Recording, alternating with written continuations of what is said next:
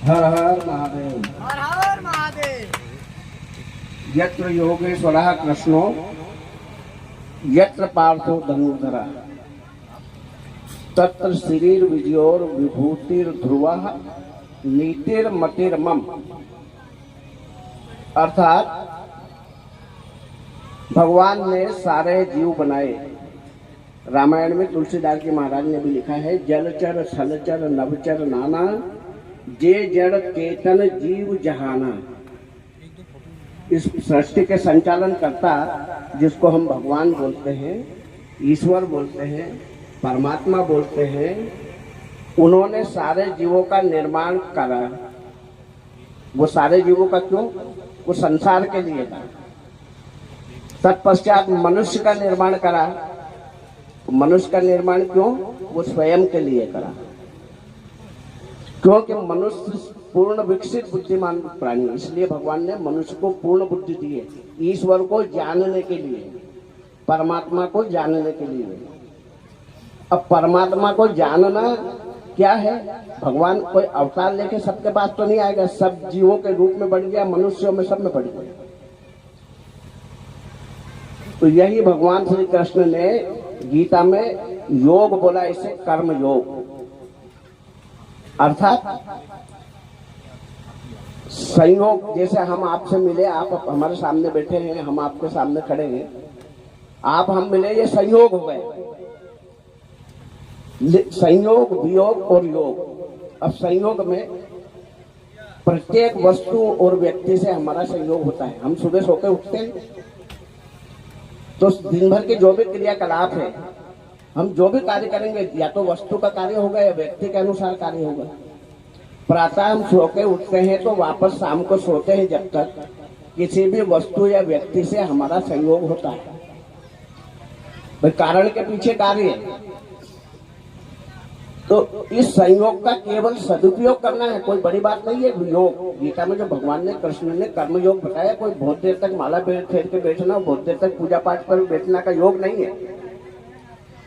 केवल वस्तु और व्यक्ति का सदुपयोग करें।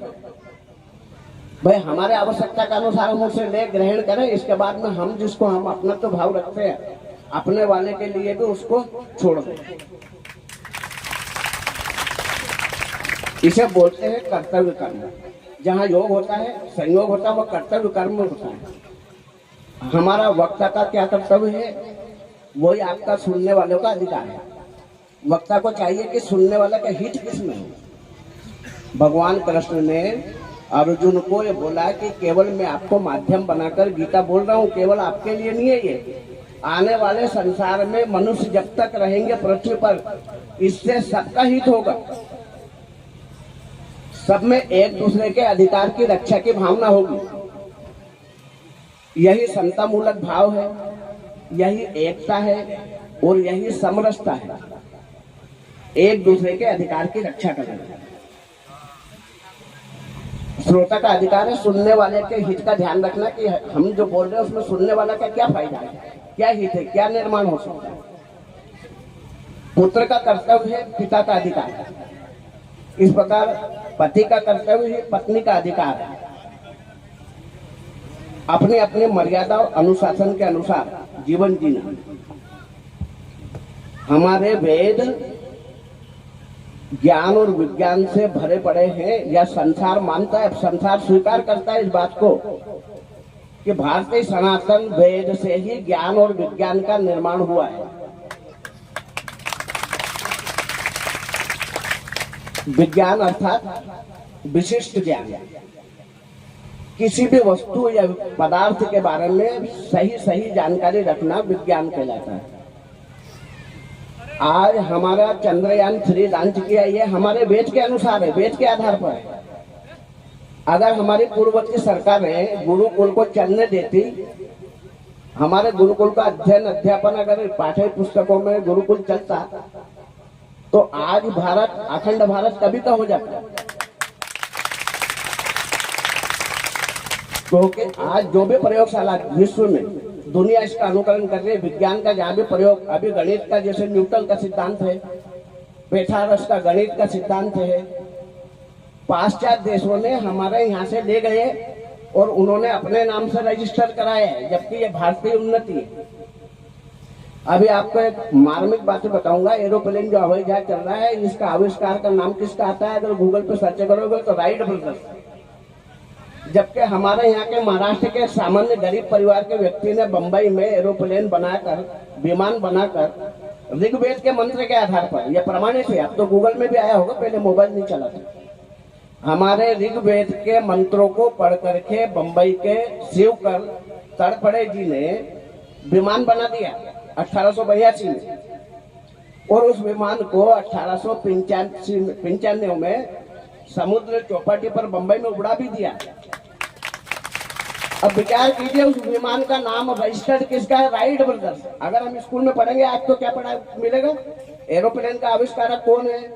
राइट ब्रदर्स, अमेरिका का राइट ब्रदर्स। अरे हमारा भारतीय है। किसी की विश्व में शक्ति नहीं है कोई चीज का आविष्कार कर दे बिना भारत के वेद के।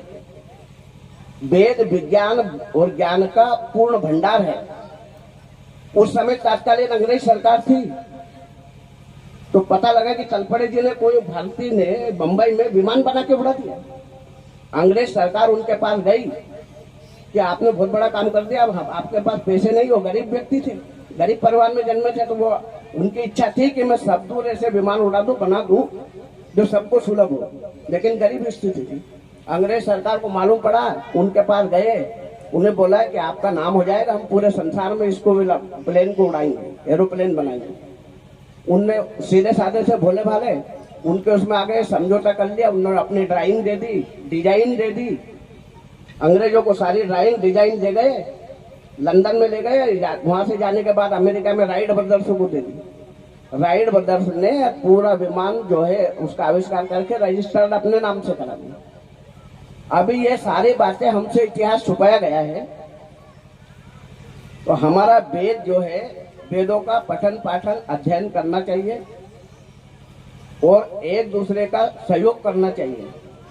कर्तव्य कर्म जो भगवान श्री कृष्ण ने गीता में बताया है, तो संयोग का तो वियोग हो जाएगा। जैसा हम मिले, आप मिले तो संयोग हो गया, हम चले जाएंगे तो वियोग हो जाएगा। मिलना और बिछुड़ना संसार का नियम है। लेकिन योग जो हम एक दूसरे का हित के बारे में सोच लेंगे, जैसे अभी गौशाला का निर्माण हुआ तो समरसता से हुआ है, एकता भाव से हुआ है, यह समता मूलक भाव से हुआ है। एक दूसरे के अधिकार की रक्षा करना अर्थात प्रेम की प्राप्ति। एक दूसरे का हम ध्यान रखेंगे, हम आपका ध्यान रखेंगे, आप हमारा रखेंगे, पिता पुत्र का ध्यान रखेगा, पति पत्नी का ध्यान रखेगा। तो एक दूसरे का ध्यान रखना ही कर्तव्य पालन है। वही भगवान कृष्ण ने गीता में कर्म योग बोला है। हर हर महादेव। हमें समय कम है, 20 मिनट का बोला है। हर हर महादेव। गुरुदेव आप तो और आशीर्वचन और प्रदान कर